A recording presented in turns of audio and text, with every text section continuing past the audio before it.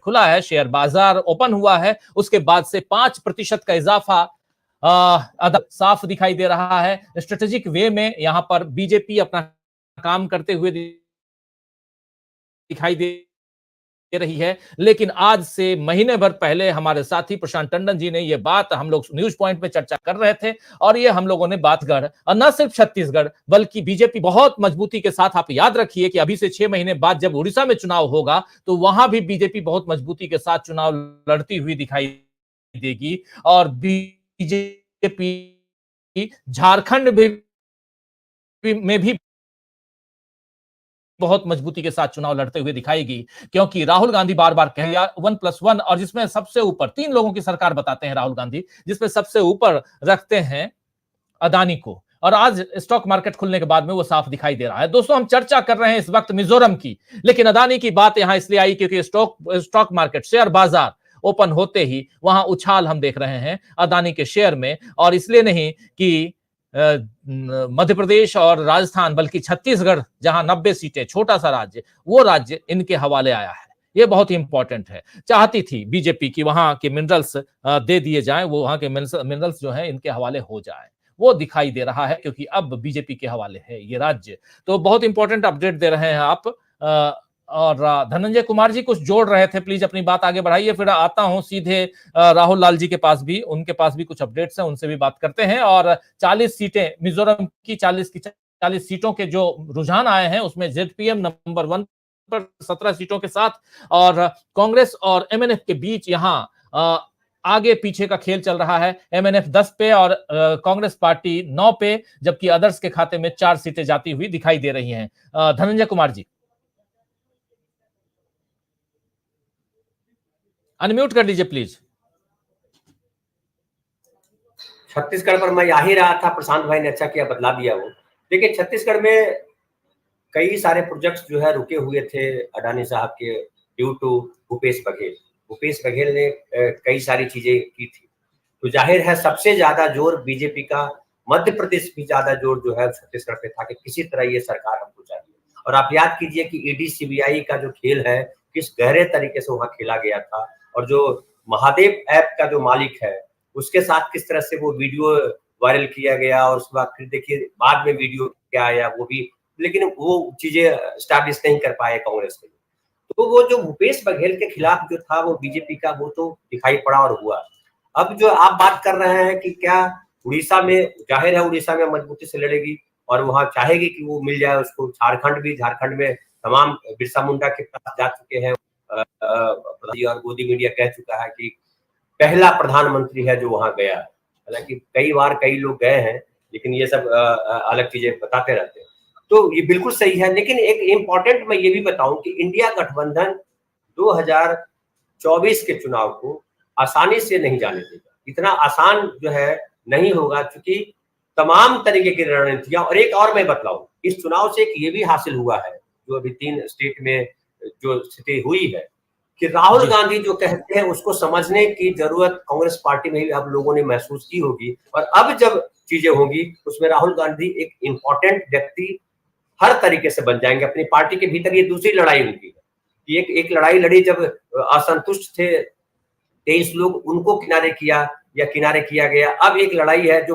पुराने छत्रप जो बैठे हुए कि हम ही जानते हैं सारा कुछ, जमीन तो उसका करेक्ट नहीं है, वो अब राहुल गांधी को फिर अपने साथ नई टीम लाने में करते। और मुझे लगता है कि कांग्रेस में भी एक जो है बदलाव आएगा, और गठबंधन एक नए तरीके से, सही तरीके से जो सामाजिक न्याय वाला एजेंडा उस पर सोचेंगे। क्योंकि जिस तरह से आदिवासी इलाकों में और जो है दलितों के बीच जो पैठ बना रहे हैं, या पिछड़ों के बीच, अब एक और तेलंगाना में उन्होंने क्या कहा, तेलंगाना में कहा कि हम जो है जीतेंगे तो ओबीसी को मुख्यमंत्री बनाएंगे।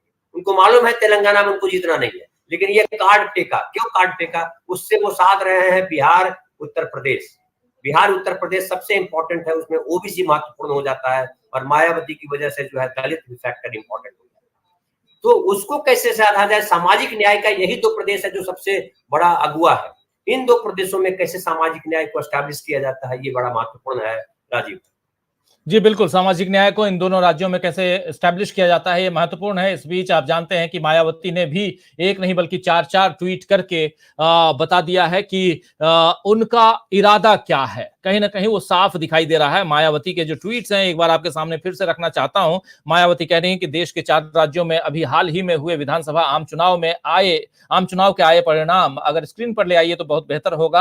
आए परिणाम एक पार्टी के पक्ष में एक तरफा होने से सभी लोगों का शंकित, अचंभित व चिंतित होना स्वाभाविक है, क्योंकि ये देखिए स्वाभाविक, क्योंकि चुनाव के पूरे माहौल को देखते हुए ऐसा विचित्र परिणाम लोगों के गले के नीचे उतर पाना बहुत मुश्किल है। ये विचित्र परिणाम है, इसीलिए शंकित, अचंभित और चिंतित होना स्वाभाविक है, ये कह रही हैं मायावती जी। और दूसरा ट्वीट इनका है कि पूरे चुनाव के दौरान माहौल एकदम अलग व कांटे के संघर्ष जैसा दिलचस्प, किंतु चुनाव परिणाम उससे बिल्कुल अलग होकर पूरी तरह से एक तरफा हो जाना, ये ऐसा रहस्यात्मक मामला है जिस पर गंभीर चिंतन व उसका समाधान जरूरी है। लोगों की नब्ज पहचानने में भयंकर भूल चूक, इसको इन्वर्टेड कॉमा में लिख रही हैं, भयंकर भूल चूक चुनावी चर्चा का नया विषय। चुनावी चर्चा का नया विषय जो है ये भयंकर भूल चूक, क्योंकि हम लोगों की नब्ज को पहचान नहीं पाए। लेकिन मायावती जी का इशारा जो है वो यही है कि वहां कुछ और कांटे के संघर्ष जैसी बातें करना, लेकिन ये सब अब एक चिंतन के बीच में लेके आना कि हम जनता के नब्ज को, लोगों के नब्ज को या वोटर्स के नब्ज को पहचान नहीं पाए, इसीलिए ऐसा हो गया। और यहां पर कहीं ना कहीं ये गंभीर प्रश्न उठाते हुए मायावती जी चुनाव आयोग पर भी। और तीसरी बात जो यहां लिख रही हैं वो ये लिख रही हैं कि बीएसपी के सभी लोगों ने पूरे तन, मन, धन व दमदारी के साथ में ये चुनाव लड़ा, जिससे माहौल में नई जान आई, किंतु उन्हें ऐसे अजूबे परिणाम से निराश कतई भी नहीं होना है, बल्कि परम पूज्य बाबा साहब डॉक्टर भीमराव अंबेडकर के जीवन संघर्षों से प्रेरणा लेकर आगे बढ़ने का प्रयास करते रहना है। और चौथा और आखिरी थ्रेड जो उनका है वो है कि इस चुनावी परिणाम के संदर्भ में जमीनी रिपोर्ट लेकर आगे लोकसभा चुनाव की नए सिरे से तैयारी पर विचार विमर्श के लिए पार्टी की ऑल इंडिया की बैठक आगामी 10 दिसंबर को लखनऊ में आहूत की गई है, बुलाई गई है। और चुनाव परिणाम से विचलित हुए बिना अंबेडकरवादी मूवमेंट आगे बढ़ने का हिम्मत कभी भी नहीं हारेगा। यानी कि चुनाव परिणाम जो भी आया हो, लेकिन हम हिम्मत नहीं हारेंगे और अंबेडकरवादी मूवमेंट जो है उसको आगे बढ़ाएंगे, इस हिम्मत को नहीं छोड़ेंगे। ये बात यहाँ मायावती जी कह रही हैं। लेकिन सबसे बड़ी बात कि वो शंकित, अचंभित वाली जो बात लिख रही हैं वो मायने रखती है, और यही यहाँ पर हम देख रहे हैं। और इस बीच मिजोरम का सूरत हाल आप तक हम पहुंचा रहे हैं। मिजोरम में एमएनएफ 11 सीटों पर, जबकि जेडपीएम अब फिर से 20 सीटों पर पहुंच चुकी है और कांग्रेस 6 सीटों पर, अदर्स के खाते में 3 सीटें।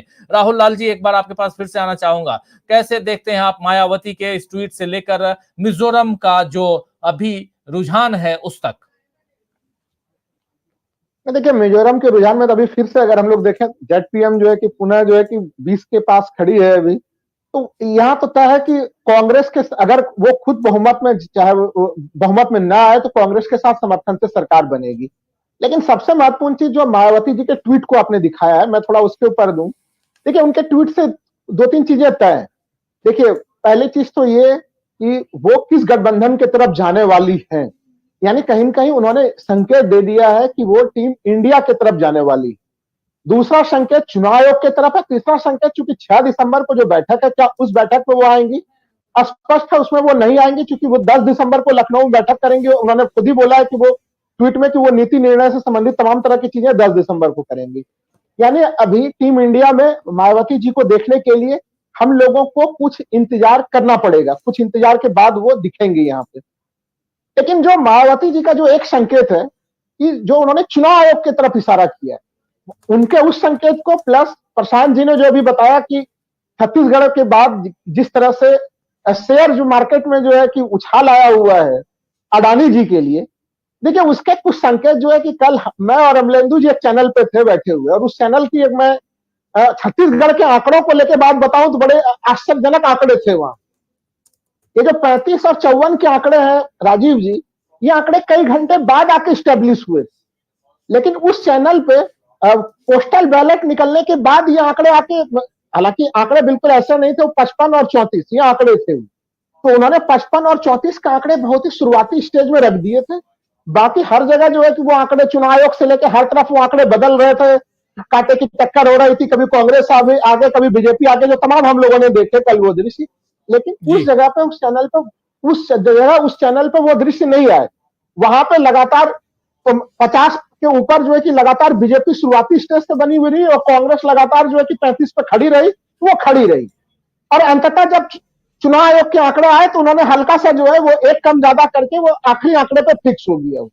तो ये लगातार चर्चा का विषय में था वहां के सारे पैनलिस्टों के बीच में कि भाई इनके पास ये आंकड़े इस रूप में कैसे हैं। तो चलिए, सवाल तो कई सारे खड़े होते हैं कि एक आंकड़े जो कुछ घंटे बाद होने चाहिए वो कुछ घंटे पहले ही कैसे आके खड़े हैं वहां पे। तो वो उन सब चीजों की तरफ जो राजनीतिक दलों को जिसको लेके मुखर होकर बोलना होगा, वो मायावती जी ने काफी खुल के उसके तरफ इशारा किया है।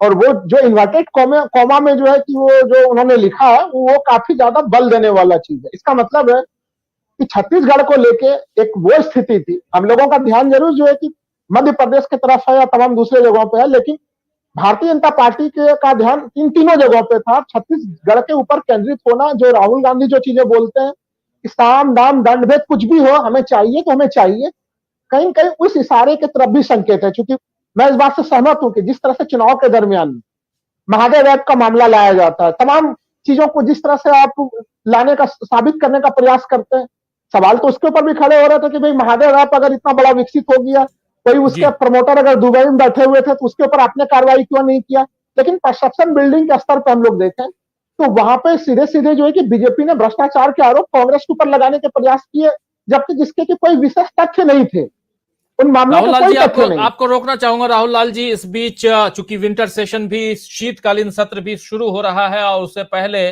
कांग्रेस के प्रेसिडेंट मल्लिकार्जुन खड़गे ने एक बयान दिया है। उस बयान को पहले सुन लेते हैं, क्या कुछ कह रहे हैं मल्लिकार्जुन खड़गे। आइए जरा सुनते हैं और फिर चर्चा को आगे बढ़ाते हैं। बुलाया हूँ ऑल पार्टी का, तो ऑल पार्टी के मीटिंग में जो डिसाइड होता क्या करना आज क्या नहीं करना, उसके लिए हम बैठ रहे अभी 10 o'clock, 8:45, sorry I am sorry 9:45, तो फिर उसके बाद जो भी होगा।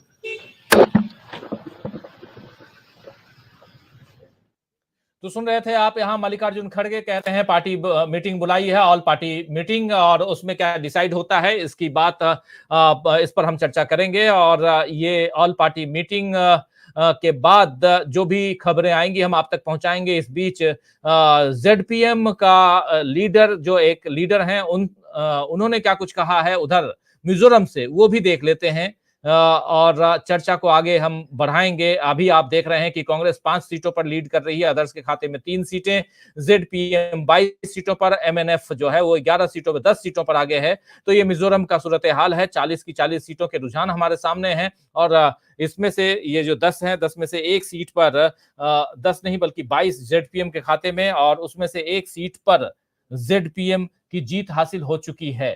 तो 2 से 5 राउंड की काउंटिंग होनी है, उसमें से एक पर जीत चुकी है ZPM। तो धीरे धीरे नतीजे सामने आते जाएंगे और हम आप तक पहुंचाते रहेंगे कि मिजोरम का क्या हाल हो रहा है, मिजोरम में किसकी सरकार बन रही है। अभी तक जो आंकड़े दिखाई दे रहे हैं उस आधार पर, रुझानों के आधार पर ZPM यानी जोरम पीपल्स मूवमेंट, इनकी सरकार बनती हुई दिखाई दे रही है। कांग्रेस 5 सीटों पर और सत्तारूढ़ MNF 10 सीटों पर दिखाई दे रही है, जो सामने हम आपके सामने रख रहे हैं। जरा सुनते हैं क्या कुछ कह रहे हैं leader of ZPM। From my side, I'm from Aizawl West 2. In the first round, I'm leading by around about 2,000 votes, which looks healthy, but you still can't feel confident because election, you never know, anything can happen in the second round. But finger crossed, we are hopeful of getting a seat in my constituency. That's number one. Apart from that, if you look at the whole country, I mean the whole state, I always say in all my interviews that we are confident of getting a majority mark. That is the magic number of 22, and hopefully we are inching closer to it. What's your prediction? How many seats you can get in ZPM? Honestly, I don't follow the trending, but my prediction on the polling day was 25 seats for ZPM. Yeah. Can you get a full majority? Yeah, 21 is the magic number. That is what we are looking for. But hopefully we will cross 25. Do you think that will be the tough competition between MNF? Yeah, definitely it will beat MNF and ZPM. But it's early days. It's not time to make any prediction because counting is still going on. So I don't want. तो ये आप देख रहे थे अजवाल 2 से लड़ते हुए और 2000 से ज्यादा मतों से पहले राउंड में आगे हैं, लेकिन और होपफुल हैं कि ये जीतेंगे। लेकिन इनका कहना है कि हो सकता है कि सेकेंड राउंड में क्या कुछ होगा, फिंगर क्रॉस करके बैठे हुए हैं। मिजोरम का हाल आप देख रहे हैं इस वक्त। MNF 10 सीटों पर, ZPM 24 सीटों पर, कांग्रेस 3 और अदर्स के खाते में 3 सीटें। ये है मिजोरम का हाल। हमारे साथ जुड़ गई हैं बुशरा खानम जी भी और राहुल लाल जी अपनी बात रख रहे थे। राहुल जी जरा अपनी बात पूरी कीजिए। अब मैं यही कह रहा था कि जो मायावती जी का ट्वीट है वो कई संदर्भ में बड़ा महत्वपूर्ण है। वो टीम इंडिया के भावी संगठन के तरफ की टीम इंडिया का क्या स्वरूप हो सकता है और उसको लेकर बहुजन समाज पार्टी का क्या रूप हो सकता है, उसके तरफ का भी खुल के संकेत दे रहा है। साथ ही साथ चुनाव आयोग को लेकर, जो कि हमेशा पूरे चुनाव में हम लोगों ने देखा कि यह संस्था कई कारणों के कारण जो है कि अपनी निष्पक्षता, तटस्थता, जो राहुल गांधी लगातार कहते भी रहे हैं कि तमाम संवैधानिक संस्थाओं के ऊपर हमले हो रहे हैं और चुनाव आयोग की भूमिका और वो किस प्रकार से काम कर रहा है उसके ऊपर भी कई सवालिया निशान मायावती जी खुलेआम एकदम बिल्कुल खड़ा कर रही हैं। तो ये सब उनके इशारे हैं। और जो तीसरा चीज जो अभी हम लोग चर्चा कर रहे थे कि जो छत्तीसगढ़ के परिणाम है उसके ऊपर भारतीय जनता पार्टी क्यों हर हालत में जीतना चाह रही थी, जो प्रशांत जी ने उठाया कि अडानी के शेयर बाजार में किस तरह से जो है कि हलचल छाई हुई है। आप सोच के देखिए कि अगर हम लोग देखते हैं ईडी की कार्रवाई, आप देखिए कितनी सुपर एक्टिव ईडी रही है यहाँ पे छत्तीसगढ़ में। आप अगर झारखंड में देखें हेमंत सोरेन को लेके उनके बाद कम से कम जो है कि कितने बार, आधा दर्जन बार जो है कि उनके जो है कि उनको बुलाने के प्रयास हुए हैं। तो हेमंत सोरेन को भी बार बार घेरने के प्रयास हो रहे हैं कि उनको बार बार बुलाया जाता है ईडी की तरफ से। तो वहां पे भी भारतीय जनता पार्टी चुनाव से पहले ही एक्टिव है कि हम किस तरह से झारखंड के सत्ता को ले सकें और अपने जो हमारी जो कंपनियां हैं जो उनको हम कैसे लाभ दे सकें। अभी आप देखिए कि मतलब बहुत ज्यादा झारखंड में एक जगह है गोड्डा जहां पे कि अडानी जी का पावर प्लांट है। वहां के लोगों ने पर्यावरण को लेकर बड़ा आंदोलन किया था वहां पे। और जिस समय तमाम जो उसमें कई सारे लोगों की बड़ी महत्वपूर्ण भूमिका थी उस आंदोलन में, उन तमाम लोगों को उसमें रघुवर दास की सरकार की जेल में बंद कर दिया गया था। वो आज वो प्लांट चल भी रहा है वहां पे तमाम तरीके से ऑस्ट्रेलिया से कोयला आयात करके। लेकिन वहां के लोगों को गंभीर समस्याओं का सामना करना पड़ रहा है। प्रदूषण की समस्या है, वहां पे भूजल जो है वो नीचे जा रहा है। तो इनके लिए क्या पर्यावरणीय मानक किस तरह से हो, उसको कैसे आप ला सकते हैं, तो ये गंभीर मामले हैं जिसके तरफ सीधे सीधे इशारे जो है हम लोगों की तरफ जा रहे हैं। और एक चीज मैं और कह दूं कि जब हम लोग मिजोरम के ऊपर चर्चा कर रहे हैं तो मिजोरम में चुनाव आयोग के वेबसाइट के अनुसार भारतीय जनता पार्टी ने रुझानों में जो है अपने खाते खोल लिए हैं उन्होंने। तो वो कुछ कुछ जगह पे जो है कि एक जगह शायद 150 वोटों से वो आगे है भारतीय जनता पार्टी, और एक जगह ऐसे 200 वोटों से शायद कुछ वो आगे है। कुछ इस तरह की चीजें चुनाव आयोग के वेबसाइट पे नजर आ रही है। तो भारतीय जनता पार्टी, हमें लग रहा है जो अदर्श में 2 दिख रहा है उसमें अदर्श में 2 संभवतः जो है राजीव जी, वो भारतीय जनता पार्टी जो है वहां पे है अभी वहां पे। तो उन्होंने एक तरह से दस्तक देने का प्रयास किया है यहाँ पे कि कुछ उनके भी खाते वाते खुल जाए, वो बिल्कुल जीरो पे ना रहे। हालांकि अभी बहुत ही उनकी जो बढ़त है वो 100-150 के बहुत ही शुरुआती आधार पे है। अभी उसके आधार पर हम लोग कह नहीं सकते हैं कि वो खाते उनके खुलेंगे कि नहीं खुलेंगे। बिल्कुल, खाते खुलेंगे कि नहीं खुलेंगे ये तो बाद में देखा जाएगा। जी प्रशांत जी कुछ जोड़ना चाह रहे हैं? राजीव जी, इलेक्शन कमीशन की वेबसाइट में जब पहले रुझान आए तो ZPM से पहले बीजेपी को बढ़त दिखा रहे थे वो। मैं तो इलेक्शन कमीशन की तस्वीर पे अगरबत्ती जलाऊंगा आज। जी ये बिल्कुल आप सही कह रहे हैं कि इलेक्शन कमीशन की तस्वीर लगा के और तीनों महानुभाव के, एक तो हमारे हम नाम हैं आप उनकी तस्वीर जरूर रख लीजिए अपने घर पे, अगरबत्ती जरूर दिखाइए, क्योंकि मायावती जी का जो ट्वीट है वो भी कहीं ना कहीं इलेक्शन कमीशन की तरफ इशारा करता है। और ऐसे ही जो कुछ तस्वीरें हैं, और बहुत सही आप कह रहे हैं कि सबसे पहले वहां बीजेपी लिखा हुआ मैं भी देख रहा हूं लगातार। लेकिन जो हम आप तक पहुंचा रहे हैं दोस्तों, इस बात को आप देखिए कि यहाँ पर 3 सीटों पर कांग्रेस लीड करती हुई, ZPM जो है 26 सीटों पर लीड करती हुई, और MNF जो सत्तारूढ़ दल है वो 9 सीटों पर, और अदर्स के खाते में 2 सीटें। और आगे अभी क्या कुछ होगा, क्योंकि अभी बहुत छोटा ये स्टेट और छोटे छोटे वोटरों की संख्या, मतदाताओं की संख्या छोटी है, यहाँ पर कम है। और वैसे में बहुत जल्दी ये तमाम आंकड़े आप तक हम पहुंचा देंगे, ये तय मानिए। लेकिन चर्चा यहाँ बहुत ही महत्वपूर्ण हम कर रहे हैं। सबसे बड़ी बात कि आज अदानी के शेयर में 5% तक का इजाफा छोटा मोटा जो आधा परसेंट 1% तक के इजाफे की बात होती है, लेकिन 5% तक के इजाफे को किस हिसाब से देखा जाए तो इसका सबसे बड़ा और पहला आंसर जो है वो दे चुके हैं प्रशांत टंडन जी, क्योंकि लोग यही चाहते थे। बीजेपी और बीजेपी में भी बीजेपी के मुखिया, देश के मुखिया, प्रधानमंत्री, बीजेपी के मुखिया भी इसलिए बोल रहा हूं क्योंकि उनके इर्द गिर्द ही सब कुछ है, तो प्रधानमंत्री नरेंद्र मोदी भी यही चाहते थे कि छत्तीसगढ़ में बीजेपी की सरकार बने। वो बन गई सरकार, इसीलिए शायद। लेकिन उसके हिंडनबर्ग साथ की साथ अब रिपोर्ट के झारखंड भी बाद चाहिए, कुछ कहना चाह रहे हैं प्रशांत टंडन जी। हिंडनबर्ग की रिपोर्ट के बाद पहली बार अडानी के शेयर में इतना बड़ा उछाल है और इस वक्त 7.5% का उछाल है। जी, 7.25%, लगभग 7% का उछाल। और क्या ये मध्य प्रदेश और राजस्थान के कारण है? राजस्थान में भी अदानी को चाहिए था, और मध्य प्रदेश और छत्तीसगढ़ में, ये तीनों राज्य अदानी के लिए बहुत ही इंपॉर्टेंट राज्य। अब गुजरात से लेकर छत्तीसगढ़ तक, गुजरात, राजस्थान, मध्य प्रदेश, छत्तीसगढ़, एक पट्टी, बिल्कुल इस पूरी पट्टी में अब बीजेपी का शासन है और अदानी के बल्ले बल्ले हैं, ये तय मानिए। बुशरा खानम जी भी जुड़ गई हमारे साथ और अमलेंदु उपाध्याय जी जुड़े हुए हैं। पहले एक कमेंट अमलेंदु उपाध्याय जी आपसे लेना चाहता हूं, कैसे देखते हैं आप अदानी के इस बल्ले बल्ले को?